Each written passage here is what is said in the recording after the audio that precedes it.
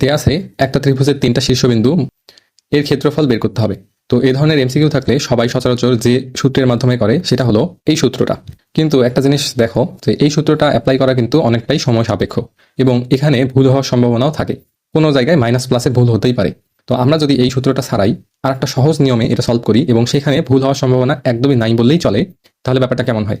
আসো আমরা সেই মেথডের মাধ্যমে এই এমসিকিউটা সলভ করি অনেক অল্প সময়ের মধ্যে। এখানে শীর্ষবিন্দু 3টা হলো 3,2, 5,6 এবং 7,3। তো এখন তোমরা কি করবে, যে কোনো একটা শীর্ষবিন্দুকে 0,0 বানিয়ে নিবে। তো ধরলাম আমি 3,2 এই বিন্দুটিকে 0,0 বানিয়ে নেব, অর্থাৎ এই বিন্দুর পরিবর্তে আমি লিখবো 0,0। তাহলে এখান থেকে ভুজ আমি কতটুকু কমালাম? ভুজ কমলো 3 একক।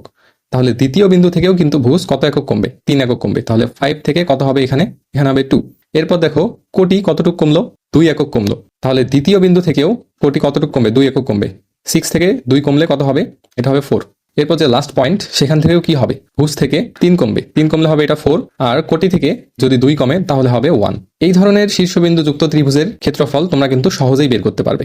এর ক্ষেত্রফল নির্ণয় করার জন্য আমরা যে কাজটা করতে পারি সেটা হলো half modulus 2 into 1 minus 4 into 4। তাহলে এখানে আমি কি করলাম? এই 0,0 বিন্দুটিকে বাদ দিয়েছি আর এই দুইটা বিন্দু নিয়ে আমি কাজ করেছি। তাহলে প্রথম এখানে যেটা বসবে সেটা হলো ফার্স্ট পয়েন্টের ভুজ 2 আর সেকেন্ড পয়েন্টের কোটি।